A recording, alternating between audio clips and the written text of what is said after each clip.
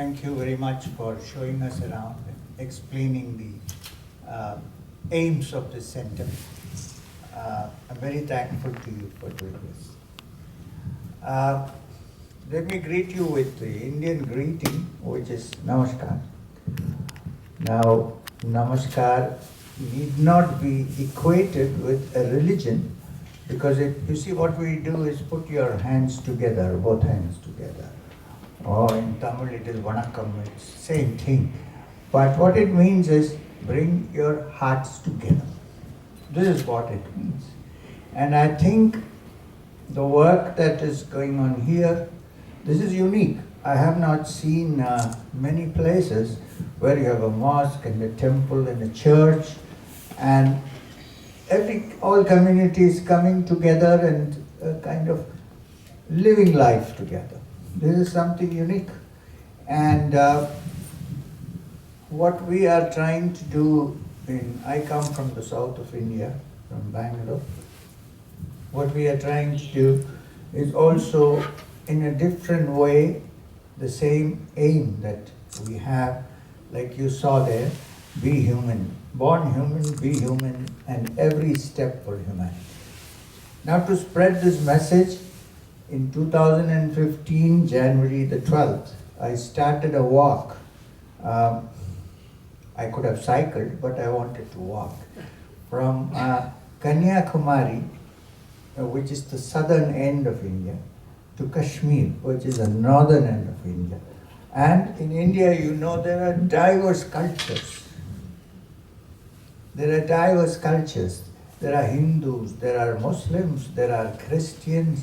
There is not a single religion which is missing in India. The Sikhs, the Baha'is, who have now started their centers. And for your information, one of the oldest synagogues in the world, perhaps, is in India. Yes, there is a small southern Indian state called Cochin,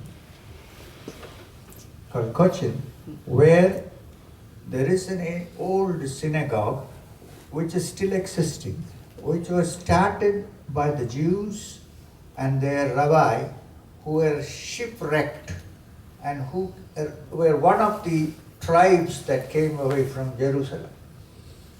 And the king of, I want to tell you this story because the king of Cochin at that time, the Hindu king, the ruler, when he saw these people coming in, looking different, little bit like Europeans and wearing caps here, he thought that how are they going to merge with us? I think they are a different kind of people, so how are they going to live with us? So in the beginning, he was a little doubtful. So the story goes that he gave the rabbi a glass of full of milk, the ruler, the king, the Indian ruler, and said, "Here, we are full. There is no space." So the rabbi took a spoon of sugar and put it into the milk and stirred it and said, "There is space for sugar. The milk hasn't come out."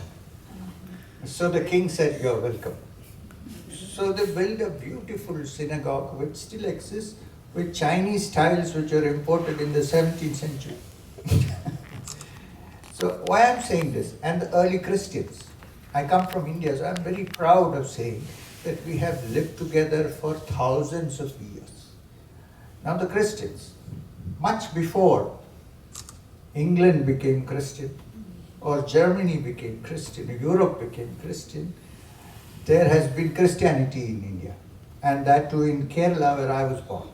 I'm born in the southern end, the southern state of India, which is called Kerala.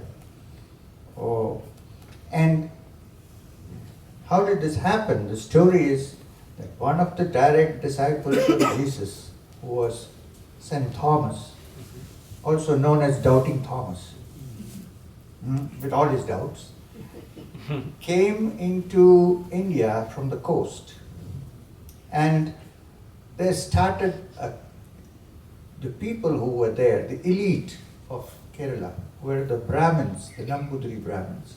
Seeing his exceptional life, they voluntarily became Christians, many of them.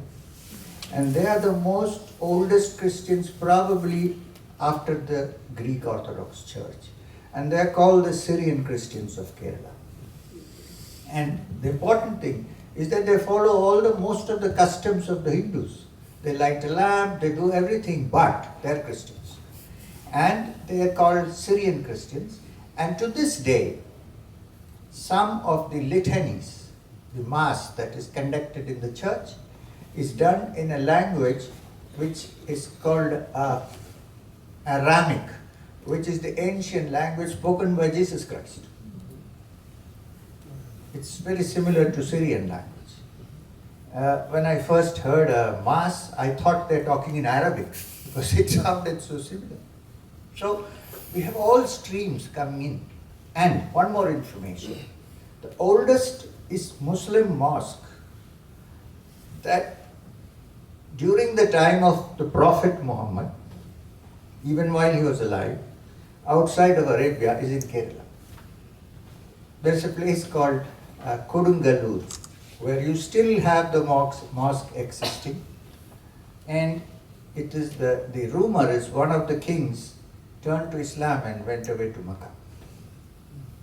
And as far as the Hindu stream is concerned, it's so ancient, and I don't think 2000 years ago a religious book has said in Sanskrit, Ekam Sat Vipra Bahuda Vedanti, which means the truth is one, wise men call it by different names. This is said 2000 years ago, and most Indians, I think, have this feeling that you can come from different streams and go to the same ocean. Politics is a different matter. Yeah. Because in politics, you divide and you rule. But here we want to bring people together. But that doesn't mean that you can leave the politician out. They are also human beings like us. So if they change, they can do a lot of things to this world. So this is what I do. I don't let anybody out of it. Everybody is the same. We're all born as human beings. This is very clear. We breathe. We have 2 eyes. Nobody has 3 eyes. We have 2 ears. We eat. We drink. And finally, we die. So in this little drama of life, can't we live together in peace? This is the question I ask. I think it is possible if everybody puts their mind into it, which is why we took this walk from Kanyakumari to Kashmir. 7,500 kilometers we walked. It took us 1 year and 4 months. Several people here have taken part in the walk, at least for some time. I had to do the whole thing because I was leading the walk. I could not run away in the middle. So, this is what we are attempting to do. Now we come to another wonderful religion called the Sikh. I see that there are many religions here. The Sikh religion, I can see Sardar sitting there. You know, Guru Nanak was one of the great saints of India who founded the religion of the Sikhs. He said that there is no difference between human beings, whether they are Hindus or Muslims. In fact, a very interesting incident happened. Well, let me tell you this. I was born in a Muslim family in Kerala. And except that at a very young age, I was very influenced by the Hindu teachings of meditation and yoga and so on. At the age of 19, I went away to the Himalayas and met my teacher, who was Maheshwarnath Babaji, and lived with him for 3 years. I think it brought about a transformation in my consciousness. I believe so. And even today I'm living like that. I'm not a monk, or I have a family. have a wife, have two children. In fact, I think it's a good idea to have lead a married life, because that's where your ego can be properly shaped. You might think you're a great saint, but when you go to your home and your wife shouts at you, I'm not saying everybody does. You check your ego, where do I stand? So it's a good idea. Anyway, so my wife doesn't shout at me. So anyway, I'm talking about the Sikhs. I'm going to tell you a very interesting story. It's not story, it's real life. We were walking in Delhi. In Delhi there are mosques and there are gurdwaras and there are temples. So we went to a mosque, and the imam of the mosque was a young man, okay, with a turban, and he gave us a very nice talk about the universality of religion and that God is for all and not for any separate people, and so on. And then after that he gave us tea and biscuits. We were very happy, we were hungry, we were walking from the morning. And I told them there are all kinds of, there are not only Muslims here, he said, for human beings. So he gave us tea and biscuits and we enjoyed, and we saw the little kids studying in the school. And then he asked me, where are you going next? I said, we are going to a Gurudwara. A Gurudwara is the Sikh place of worship of the Sikhs. So he asked me, can I come? I said, sure you can come. He said, but I've never been to a Gurudwara. I said, come with me. They had already informed there is an organization called the Shiromani something Sikh Gurudwara Prabandhak Committee. So I had informed their secretary and president. So they were all waiting. So I said, you come with me. So we went. And you know, when you enter a Gurudwara, all men and women have to cover their heads. Like you wear caps, or like the Jews wear this little cap. So you have to cover your heads. And now this man didn't have to cover his head because he had already a turban on his head. So anyway, I also put on a turban and we all went inside. They welcomed me with garlands and all that. And they give a thing called a saropa, which is a orange colored cloth taken from the Holy of Holies. So they did. So I introduced the Maulana, the Imam, to them and said this. He's from the mosque here and he has come with me. He says this is the first time he's coming here. So they shook his hands and welcomed him and said, Aye, come, sit down. So he came and sat there. Now it so happens that when a congregation happens like this, they usually open their sacred book, which is the Granth Sahib, they call it, the Granth. So they opened it and they read it. They open at random, any page, and it so happened that it was the song of a great saint in India called Kabir. And I don't know if this statement is from Kabir or it is from Guru Nanak, the founder. But what they read was, Awal Allah Noor Ugaye Khudrat ke sab bandi.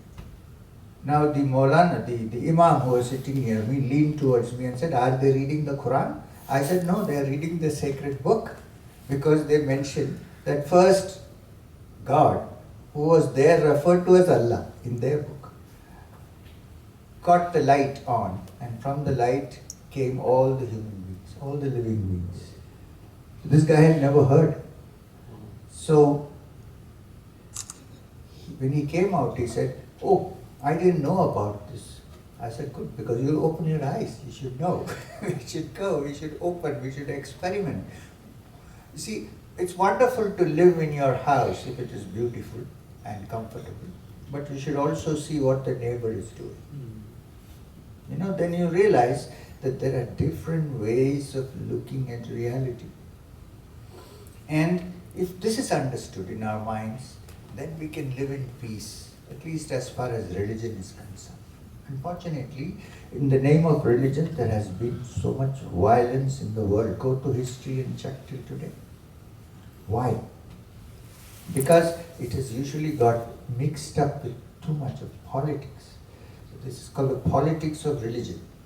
If you can keep it out, and if people like you who are here can meet together and understand this fact, I think you can live together in peace.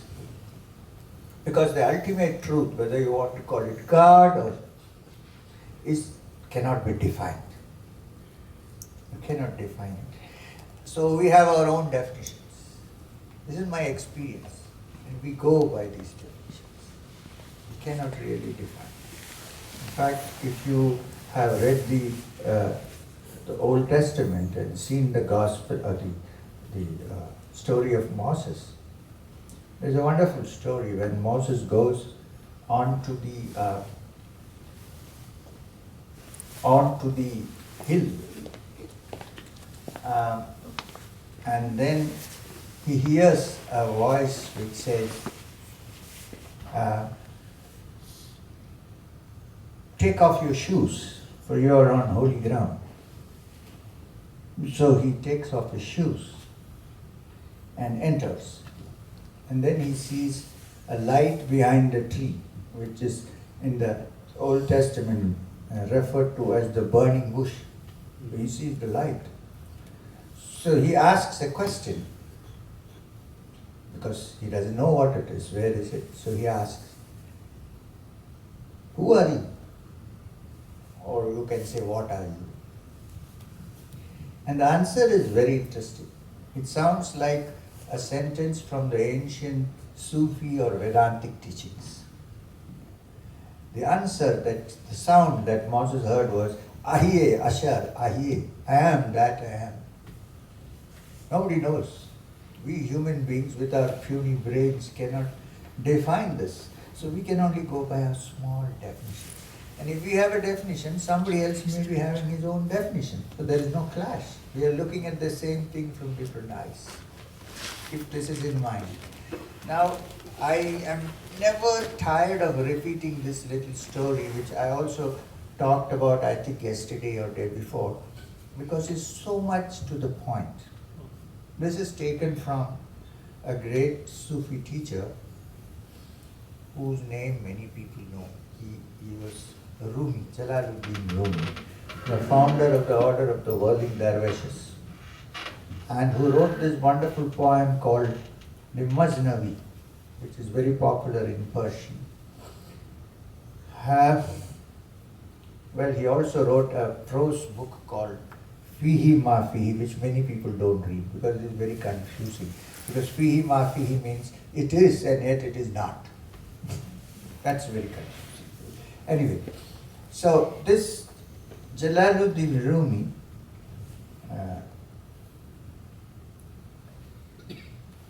got this story from more ancient sources, which is from India, which are the Jains. You know, there is a religion in India called the Jains. You will be surprised to know that the Jains don't believe in God as a creator. It's very ancient. They believe that a human being has a soul which has to be purified by being good and not causing injury to others. And when it is purified, it reaches a state of freedom. The Jain religion.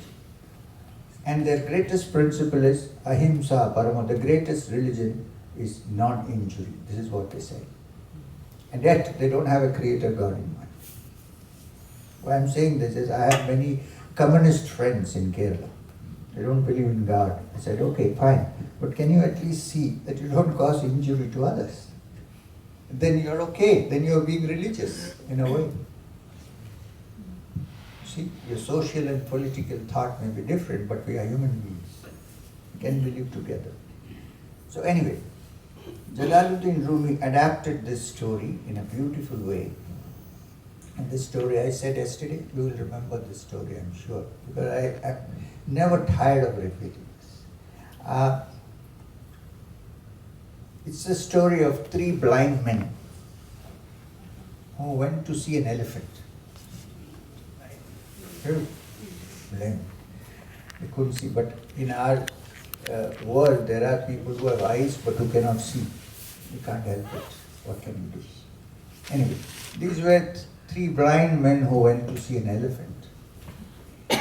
And one of them touched the leg of the elephant and said that an elephant is like a pillar, huge pillar, or like a tree trunk. It's very rough, and I have been told that if you do go too close, it might land on your head and you can shatter your skull. Now this is his definition of the elephant, because he's blind. The other man touched the tail of the elephant and said that an elephant is like a brush, like a long brush, like the bathroom brush, toilet brush, and it keeps swinging all the time. And if you go too close, you might get slapped by the bristles. His definition. And the third blind man touched the trunk of the elephant and said that the elephant is like a rubber hose which hangs down, keeps moving all the time, and makes noises like psh, psh sounds. And this is the elephant. Now there was a big fight, trying to find out whose definition is the right definition. But there are three blind people, imagine. So one said that I'm right, the other said I'm right, the third said I'm. There was a big fight. And so much so that one man was sitting on the other and trying to strangle his neck. And the question is, this is the correct definition of an elephant. And then comes a man who can see. In the Sufi literature, the man who can see is considered to be the teacher, the spiritual teacher. A person who can see, who has seen the reality.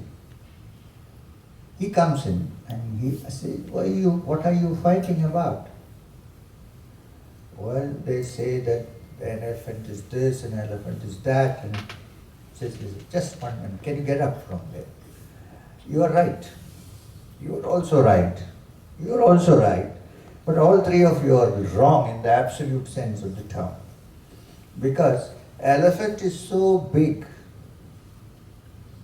An elephant is so big.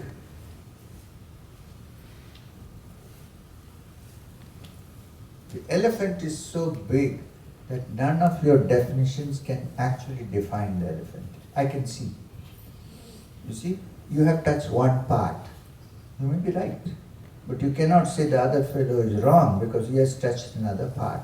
But in the ultimate sense, with our limited minds, we cannot conceive. So let's accept it. If you accept that, there is no fight, there is no quarrel. We can still live in peace. This is the story of the elephant and the three blind men.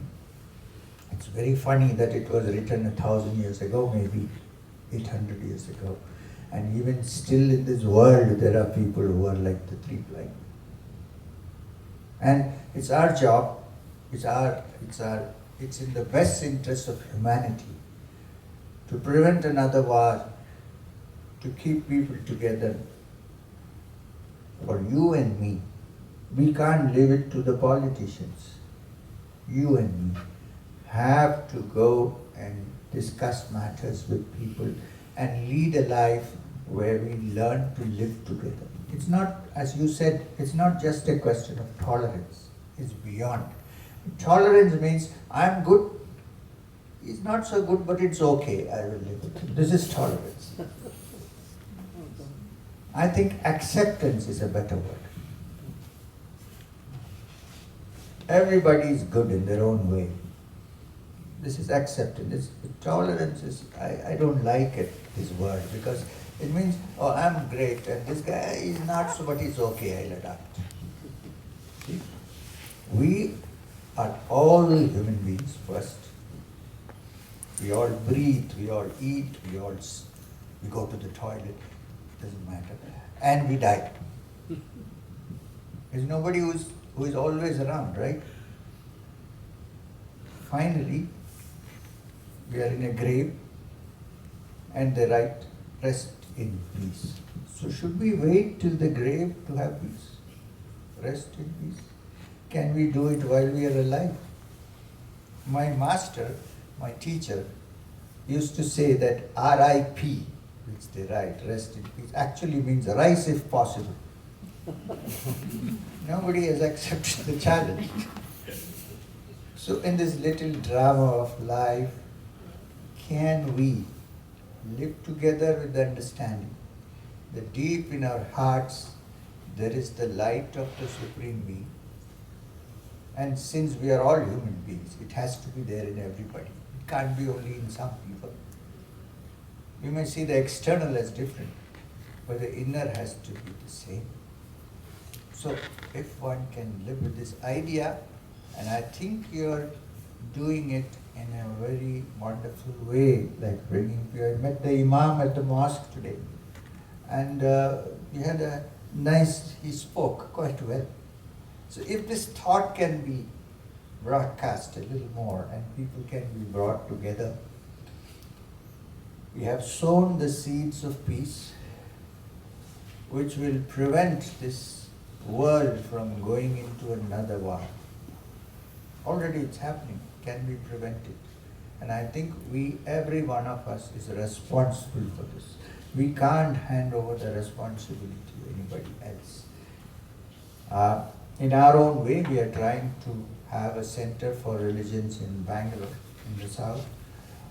It's not exactly like this, and it's not so well built and so on, because we are in Switzerland, in Bern. It's a different matter. We are in India, so it's okay. But we have separate places of worship, like a temple, church, mosque, Gurudwara, Buddhist vihara, and a Jain temple, and they're all linked to each other by roads, small paths. Yeah, so anyone can go where they want. And I have kept them a little away so that if somebody throws a stone, it doesn't hit the other. No, I'm joking. So, and we are planning a water body, a pond in which we will put Buddha in the center. So this moves on, and I hope when you come to India, you'll probably come and see this thing, this experiment that we are doing. Lastly,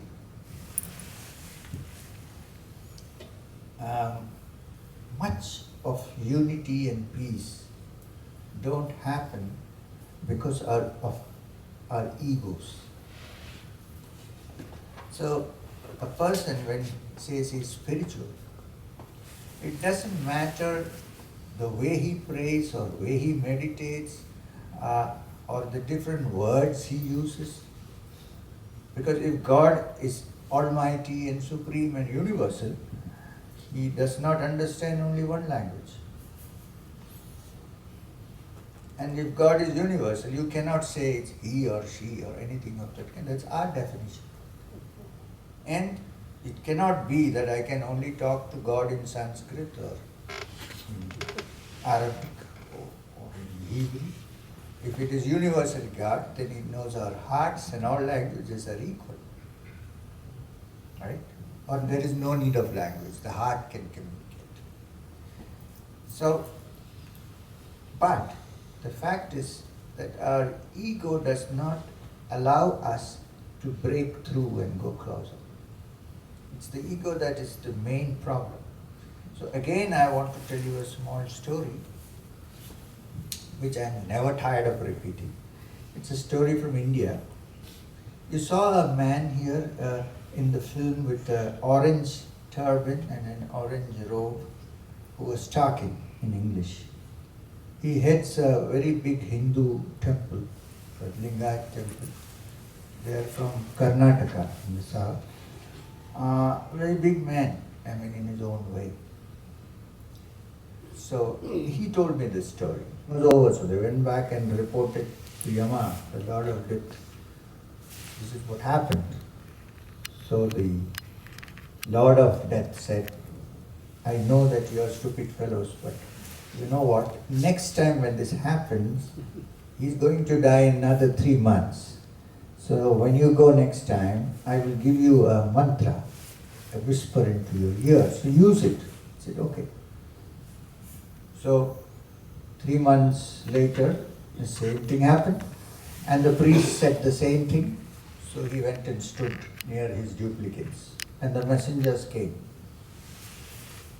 Before the messengers came, the Lord of Death, who is their boss, whispered into their ear the mantra. I said, it's very simple. Go there, don't look for a duplicate or you cannot find it. Just go there and praise the sculpture. That's all you need. Just say, oh, how wonderful. That's all. So they went. And they said, ah, such beautiful statues, they look so real. Even the hair looks so real. I almost can feel the breathing in the nostrils of all these sculptures. And the skin looks so real, it never you would.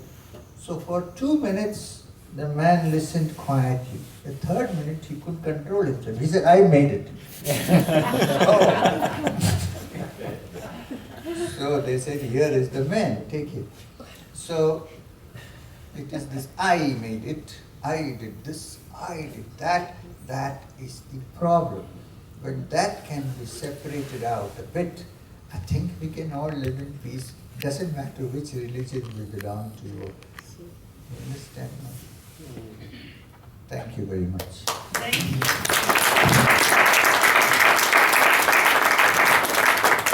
If you have any discussion, Questions? yes, for some time. Thanks a lot. Welcome. Thank you. Thanks a lot. Are there any questions from our side? Who would like to begin? First, I must, before ending, thank everybody for this.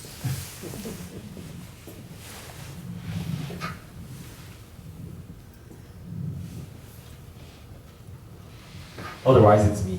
Okay. So what I find very interesting is that we have both a logo for our associations. Ours, House of Religions, Dialogue of Cultures, and yours of the Manifesta Mission, and it's quite the same.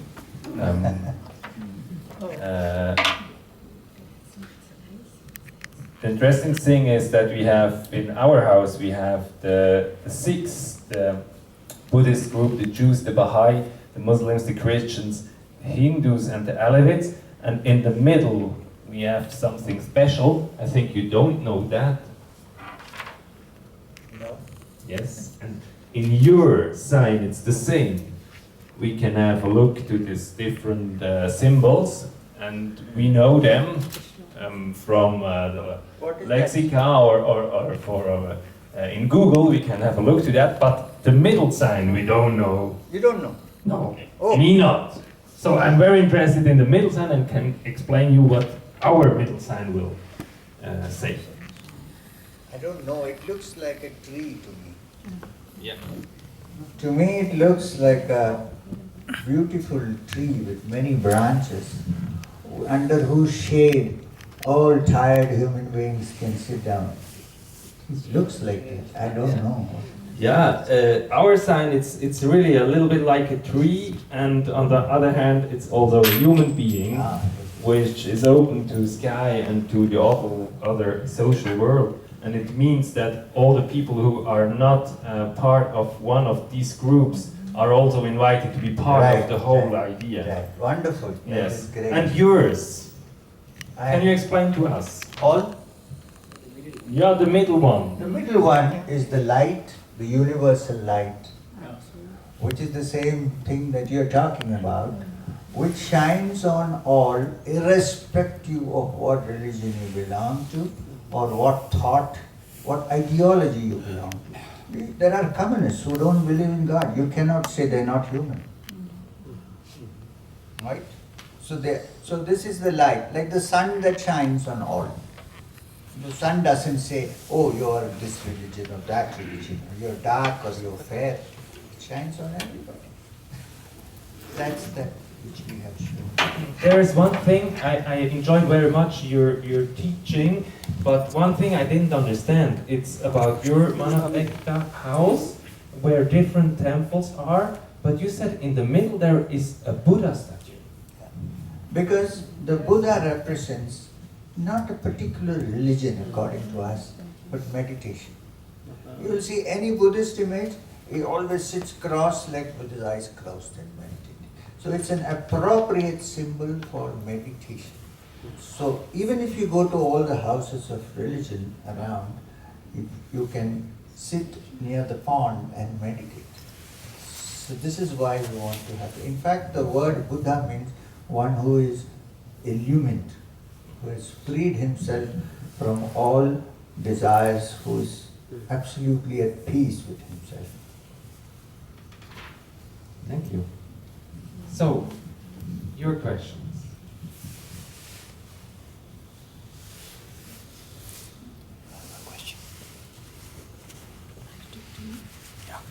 I want to thank you for telling of your work and sharing your wisdom with us. Thank you. I'll go home to my wife and tell her that you told us RIP means not rest in peace, but rise if possible. And I am very happy for this point, because it is the reason why I'm here. For all my life, for all my time, I have been a pastor in the Christian church. I've been to India. I've been here. Only when RIP came to work in my Ruhestand, in my retirement, I had time to rethink what I did and came into that direction which you showed. And I appreciate now your explanation of the light which shines under the tree Buddha made his meditations. Thank you, sir.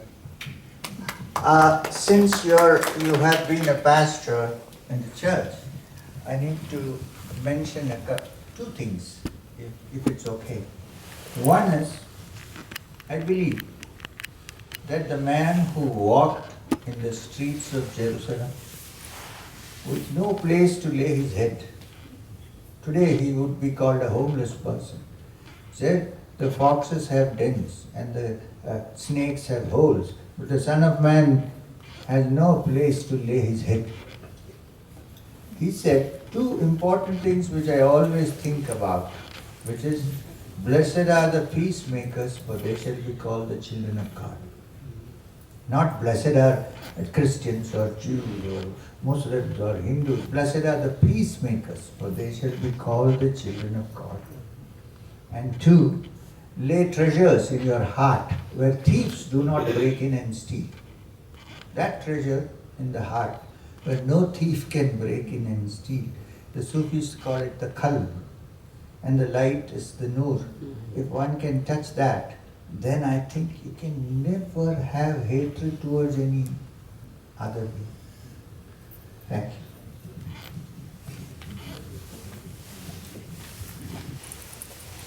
you. There at your place, Manavekta, is there like a commission going on where people meet how to bring peace into the world? Yes, we meet, but we don't ask anybody to go out. People volunteer to go. You see, I think more than going out and preaching about it, if we can lead our lives in this way, then people understand us.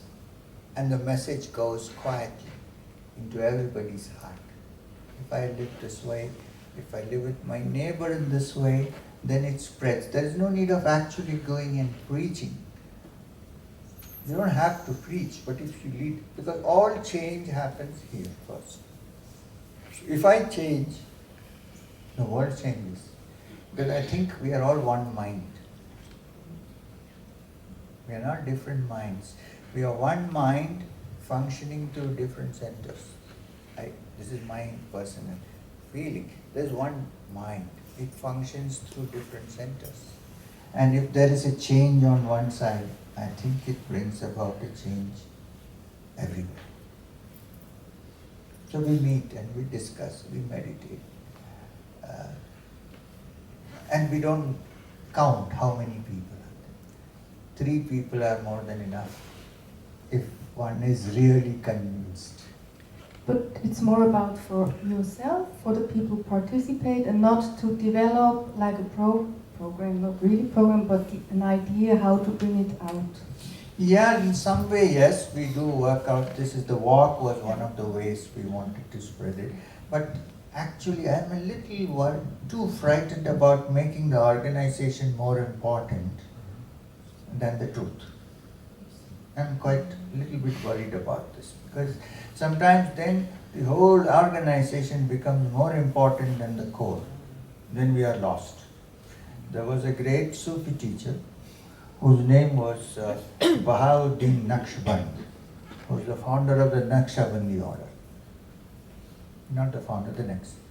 And he said a very interesting thing. He said, if you find a Sufi order, if you find a Sufi order existing for 200 years, you can be sure that the essence is gone and there's only the shell. It's a very important thing to note. Did you listen to me yesterday when I said this story about the devil and his friend? You heard yesterday. So, while it is good to all, you can't... Actually, I didn't understand it all. You didn't? No. Okay. Now you understood what I said or no? Yeah. So, the devil and his friend, it's a story of course. There is no devil and there is no friend. The devil and his friend went for a walk, and the devil bent down and picked something and put it in his pocket. So his friend said, what have you picked up? So the truth. Now the truth is opposite to the devil, because the devil is supposed to, Satan is darkness and untruths. So if he has put it in his pocket, that means he's finished. So his friend said, since you have picked up the truth, your day is up now, you're finished. You're going to end. And the devil tapped him on his shoulder and said, don't worry friend, I'll organize it. Now you got it. Yeah, I mean, that's what I thought also. Achieve better things than when you're violent. Okay?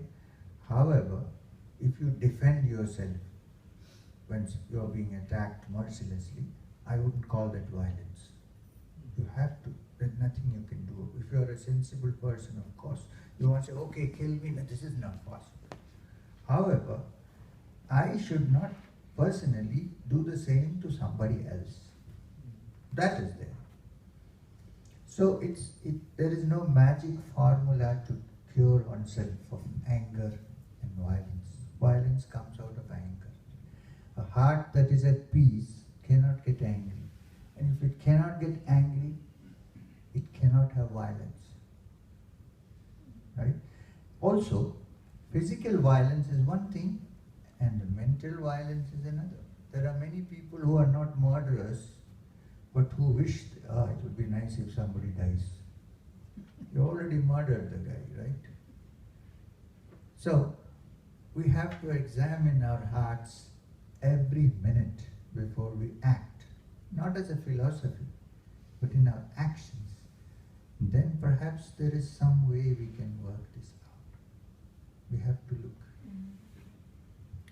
And these impulses which we become, when we become aware of these violent impulses in ourselves, how do we stop them?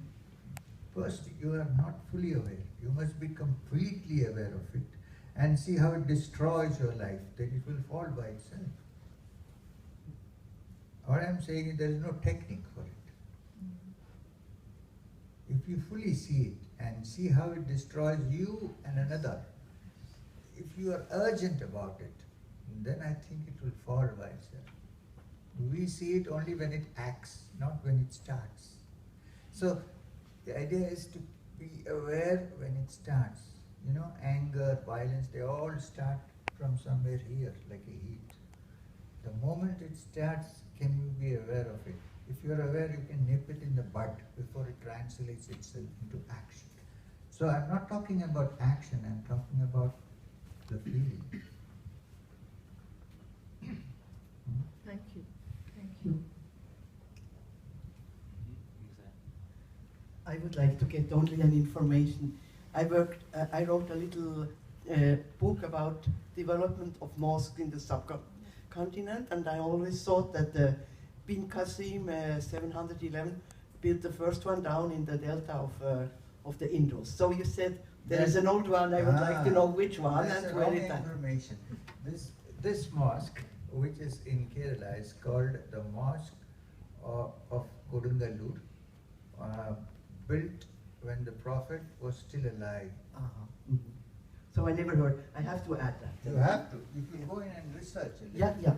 Thank you very much. I will do that.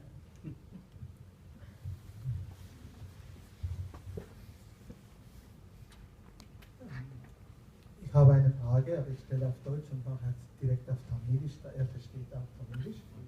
நான் ஒரு கேள்வியை வந்து தமிழில் கேட்டுட்டு அதை டச்சிலையும் கேட்குறேன், நீங்கள் ஆங்கிலத்தில் பதிலளிக்கலாம். Sie haben Ihre Marsch für Hoffnung gemacht.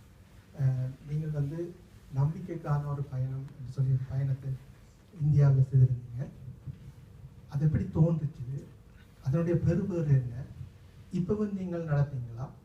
நாங்கள் ஒரு ஆசிரியரான நிலையிலிருந்து நீங்கள் நடந்து தான் அப்படி ஒரு செயலை புரிய வைக்க முடியுதா? இப்போ நீங்கள் கலைச்சிருக்கிறீங்களா, அல்லது உங்களுடைய நோக்கம் நிறைவடைஞ்சு இன்னும் ஒருக்கா நடக்க சொன்னால் நடப்பீங்க? ஆமாம், நடப்பேன். Eine Frage, aber es hat auch Nebenfrage. Meine Frage lautete, hat der Wo auf der Hoffnung hat er marschiert. Wieso musste er wirklich marschieren? Konnte er nicht anders tun oder hat er sein Ziel erreicht? Ist er davon müde geworden? Wird er nochmal seine Marsch nochmal machen? Ist er so fit, dass er nicht müde wurde? Das war meine Frage. Er kann auf Englisch antworten. His question is, how did the idea come to you, and when you walk for peace, and if you need to walk again, will you walk? Because it is important for peace, for people to spread it. So this is what, and I replied that I am ready to walk at any time, not now because I just had a surgery. I had a hernia surgery a few days ago, so I'm in the process of recovering, but I think in a month or two I should be fine and fit. And if anyone is willing to walk for peace, I'm there to come with you. I think it's important. When you walk, people get to know more about this. If you go in the car, nobody knows. You know, we are whizzing past. In fact, our civilization has become so fast that we don't stand and look at a flower, we don't look at the wind, we want to go from here till there. Well, it's 10 o'clock, I have to reach my office. So this has become our life. So we have to walk. Sometimes we have to walk, not run all the time. I know it's difficult, but I personally believe that it is possible for all human beings. So you told me that you're going to do a one-day walk in Den Haag, in Holland, and in the next few days you are also in Geneva by the UN. Yes. So can you explain us a little bit what are you doing in the next days in Europe?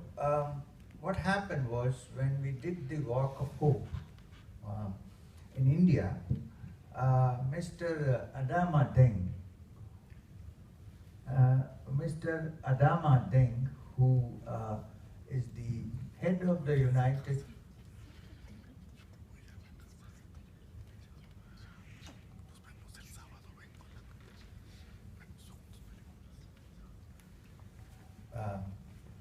Mr. Adama Deng, who is the head of the UN movement against genocide, also came to Banaras, participated in the walk, and was very impressed by it. So when he came back, he requested that we send the film of the walk, not this little longer one, so that it can be distributed in all UN centers. So this was done. And when it was done, they had another UN meeting for against religious violence in Bangkok 6 months ago, and I was invited. So I went there and I spoke to them. There were everybody. There were priests, there were swamis from India. I was the only man who could not be strictly categorized as belonging to a religion. They said religious person. And there were Maulanas from Pakistan, there were rabbis, there was everybody. And when we had this meeting, and it was discussed that in near the International Court of Justice, which is in Hague, like he asked, will you walk for peace? I said yes. So it was organized.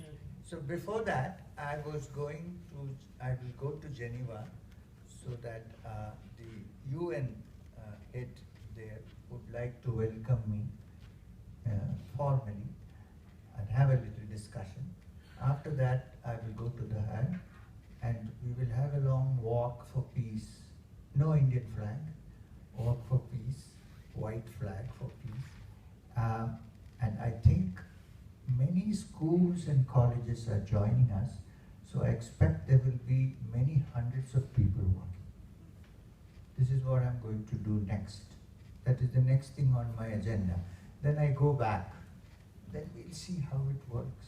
I heard that there's going to be a walk in here, in next year. Through Switzerland. Switzerland. 2 weeks through Switzerland, hopefully. You are all welcome. You If should I'm all okay join. by that. Thank you.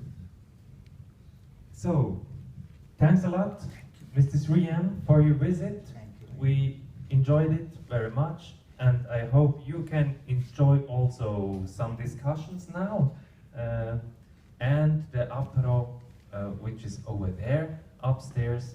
And thanks a lot for being here, being present, and being a part of this interesting evening.